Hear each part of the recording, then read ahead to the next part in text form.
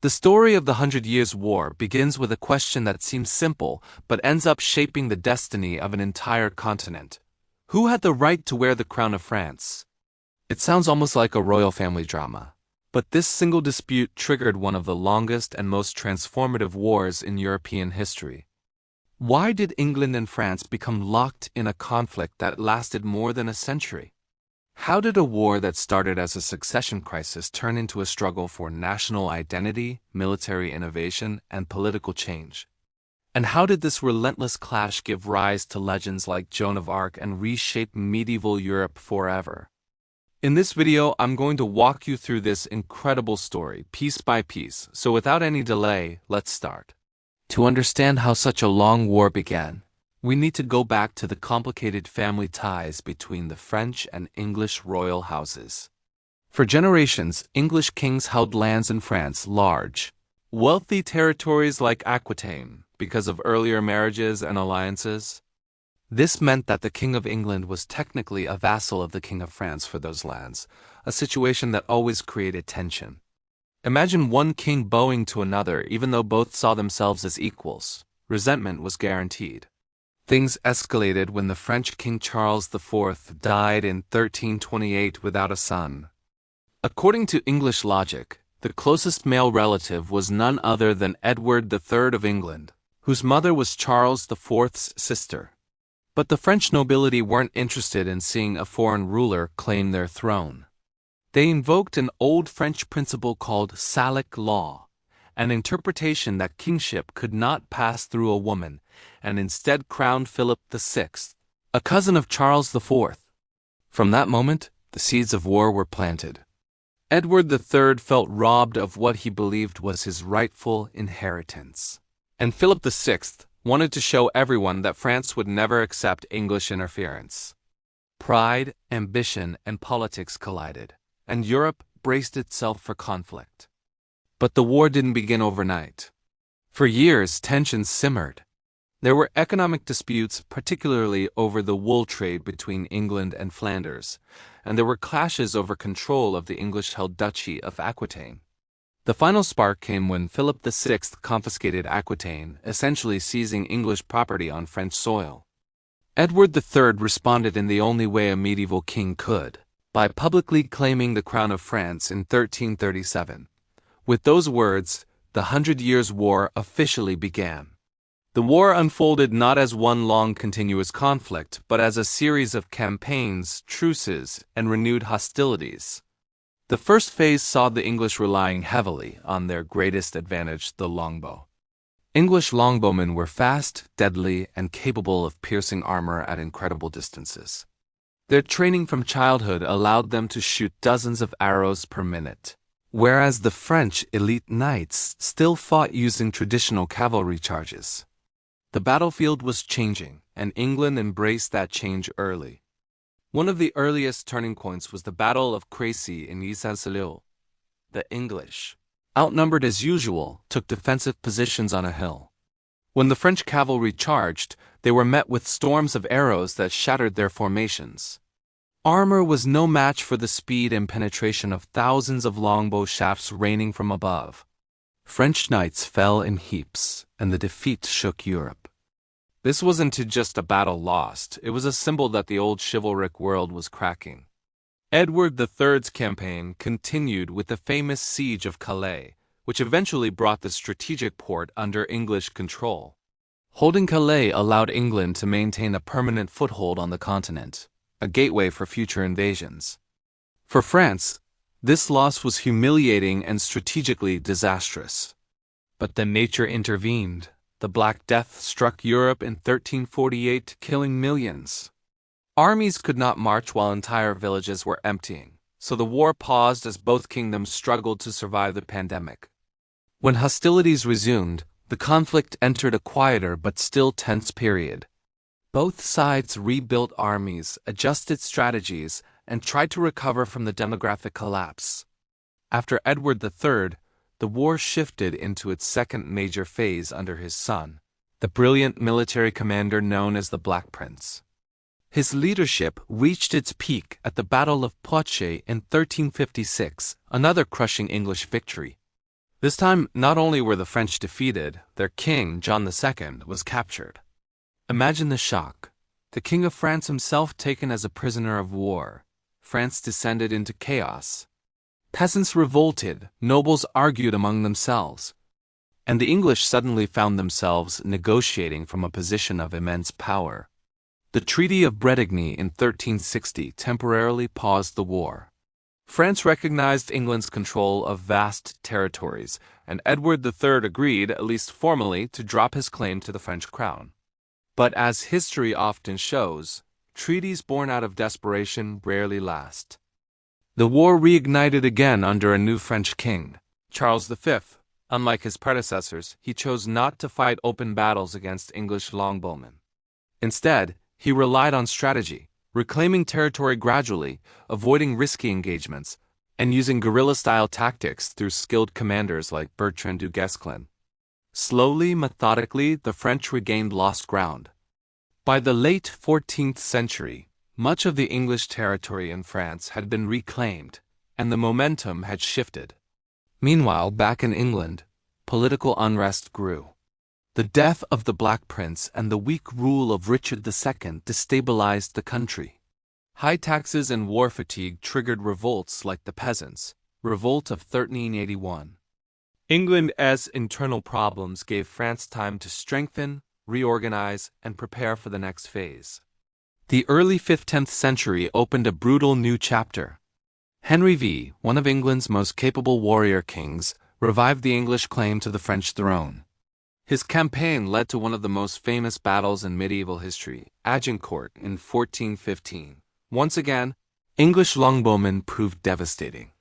Muddy terrain trapped the heavily armored French knights, turning the battlefield into a slaughterhouse. Agincourt became legendary not just because England won, but because they did so despite being exhausted, sick, heavily outnumbered, and fighting deep inside enemy territory. Henry V's success was so overwhelming that in 1420, the Treaty of Troyes recognized him as the heir to the French throne. The plan was simple. When the French king died, Henry V would inherit both kingdoms and unite them under English rule. But fate had other plans. Henry V died unexpectedly in 1422, leaving an infant son as his successor. The English dream of uniting the crown suddenly became fragile and uncertain. And it was at this exact moment, when England seemed destined to rule France, that one of the most extraordinary figures in history emerged. A teenage girl from a small French village would step forward, claiming divine guidance, and change the course of the war entirely.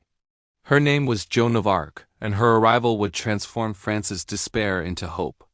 At this point in the narrative, the 100 Years' War is about to shift dramatically. England holds vast territories, Paris is under English influence, and France is divided and weakened. Yet from this chaos rises a force that no one could have predicted. A young girl who believed she had been chosen to save her country. Her story would inspire the French, embolden armies, and turn the tide of a war that had already lasted nearly a century. The rise of Joan of Arc is one of those rare historical moments where a single individual, seemingly powerless and unknown, alters the trajectory of nations. When she appeared in 1429, France was exhausted, demoralized, and on the verge of collapse. The English controlled large swaths of territory, including Normandy and much of northern France. Paris was effectively in their hands. The legitimate French heir, the Dauphin Charles, had not even been crowned because his own people doubted he had the right to the throne. Rumors and fear spread everywhere, and many believed that England would soon consolidate rule over the entire kingdom. In this climate of despair, Joan walked into history. She was a teenage peasant girl from Domremy, who claimed that saints had instructed her to save France and lead the Dauphin to his rightful coronation. It sounded impossible, absurd even. But something about her confidence, her sincerity, and her unshakable conviction caught the attention of French commanders. And when she predicted events accurately and passed theological examinations with surprising intelligence, Charles agreed to give her a chance. Her impact was immediate and electric. The French army, depressed for years, suddenly found renewed purpose. She wasn't a general in the traditional sense. She didn't command armies by strategy alone, but she became a symbol, a banner, a rallying force. Soldiers believed that God was on their side again, and belief can be as powerful as metal on the battlefield. Joan's first major objective was relieving the city of Orleans, which the English had besieged for months. The fall of Orleans would have been a death sentence for the French cause, but Joan's arrival changed everything. Despite injuries, doubts, and political resistance from skeptical nobles, she inspired the troops to push forward. In a series of coordinated attacks, the French broke the English siege. When Orleans was liberated, the entire kingdom felt the shift. Suddenly it seemed possible that France could rise again. Her second great victory was guiding Charles to Reims for his coronation. This act wasn't a military conquest, but a symbolic one. By placing the crown on Charles VII's head, Joan helped restore legitimacy to the French monarchy. A crowned king had divine authority, and that authority strengthened France's resolve to keep fighting. But Joan's role was brief. Captured by Burgundian forces, she was sold to the English and put on trial for heresy. The trial was political from start to finish. The English knew her influence. Eliminating her was a way to weaken French morale. She was burned at the stake in 1431, only 19 years old. Yet instead of breaking French spirit, her martyrdom ignited it further. She became a national symbol whose courage lived on in every soldier who believed France could still win. After Joan's death, the war entered its final phase. Charles VII, once hesitant and insecure, now became far more decisive.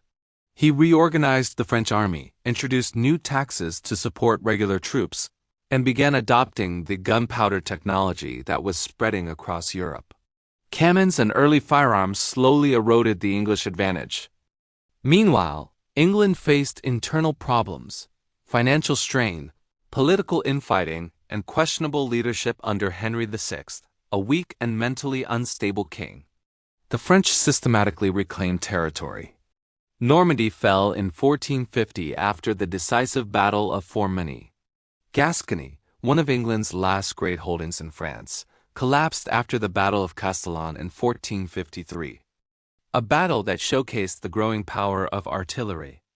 When Castellon ended, English presence in France was reduced to just the port of Calais.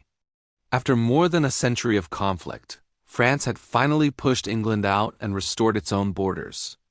Though the war officially ended in 1453, its consequences continued to ripple outward. England, humiliated and drained, turned inward.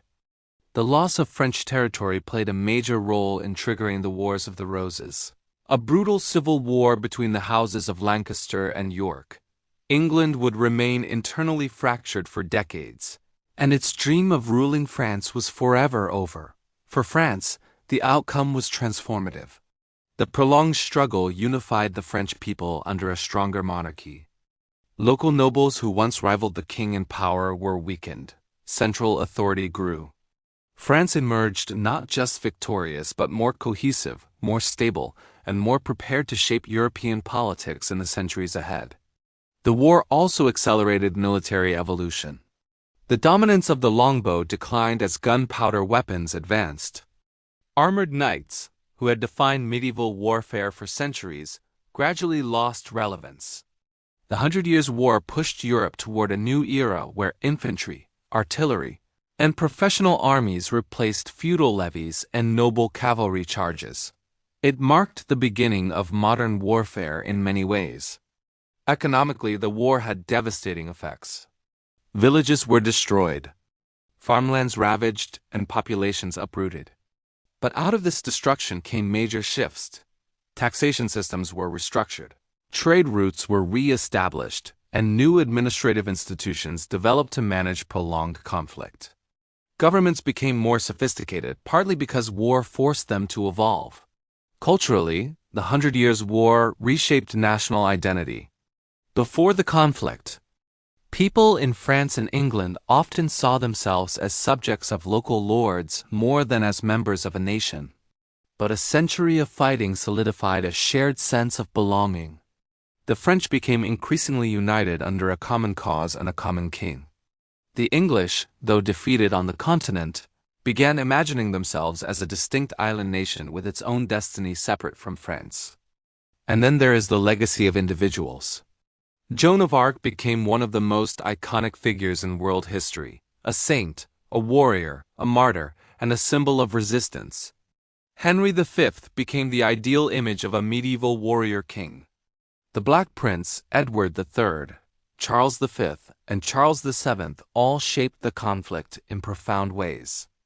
The war was not just a clash of armies. It was also a clash of personalities, ambitions, and ideologies.